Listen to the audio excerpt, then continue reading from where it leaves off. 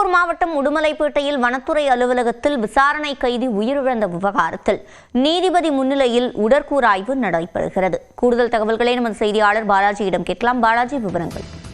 சிவரஞ்சனி, அதாவது திருப்பூர் மாவட்டம் உடுமலை அருகே இருக்கக்கூடிய தமிழக கேரள எல்லை பகுதியான சின்னாறு பகுதியில் கேரள மாநில சோதனை சாவடியில் சிறுத்தைப்பல் வைத்து சிக்கியதாக குருமலை செட்டில்மெண்ட் பகுதியைச் சேர்ந்த மாரிமுத்து என்பவர் கைது செய்யப்படுகிறார்.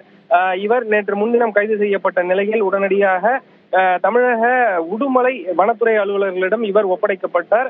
இதனைத் தொடர்ந்து இவரிடம் தொடர்ந்து விசாரணையானது நடைபெற்று வந்த நிலையில் நேற்று காலை இவர் கழிவறையில், அதாவது வனத்துறை அலுவலக கழிவறையில் இருந்து சடலமாக மீட்கப்பட்டார். தூக்கில் தொங்கிய நிலையில் இவரது சடலம் மீட்கப்பட்ட நிலையில் இவரது மரணத்தில் சந்தேகம் இருப்பதாகவும், விசாரணை கைதியாக இருக்கக்கூடிய இவர் உயிரிழந்தது தங்களுக்கு உரிய முறையில் நீதி கிடைக்க வேண்டும் என்ற கோரிக்கைகளை வலியுறுத்தி உடனடியாக அவரது உறவினர்கள் மற்றும் மலைவாழ் மக்கள் என பல்வேறு தரப்பினரும் அங்கு குவிய துவங்கினர். இதனைத் தொடர்ந்து அந்த இடத்தில் ஒரு பதட்டமான சூழல் நிலவியது. இதனைத் தொடர்ந்து தங்களுக்கு உடனடியாக நீதி கிடைக்க வேண்டும் என்ற அடிப்படையில் தர்ணா போராட்டத்திலும் அந்த பகுதி பொதுமக்கள் ஈடுபட்டனர்.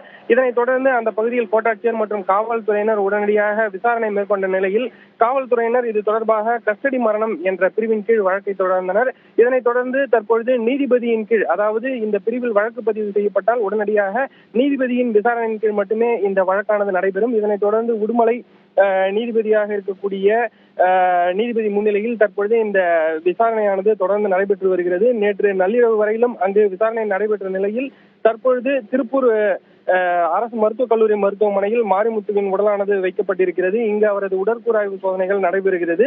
இதனைத் தொடர்ந்து நீதிபதி நித்யகலா தற்பொழுது இந்த பகுதிக்கு வந்து அவரது முன்னிலையில் இந்த விசாரணை, அதாவது உடற்கூறாய்வு சோதனையானது நடைபெற்று வருகிறது. மேலும் ரத்த சம்பந்தமான உறவினர்களான அவரது தாய், மகள், மனைவி உள்ளிட்டோர் முன்னிலையில் அவரது உடலானது அடையாளம் காணப்பட்டு தற்பொழுது இந்த உடற்கூறாய்வு சோதனையானது நடைபெற்று வருகிறது. உடற்கூறாய்வு சோதனைகள் முழுவதும் வீடியோ பதிவும் செய்யப்பட்டு வருகிறது. சிவரஞ்சனி, விவரங்களை வழங்கியமைக்கு நன்றி பாலாஜி.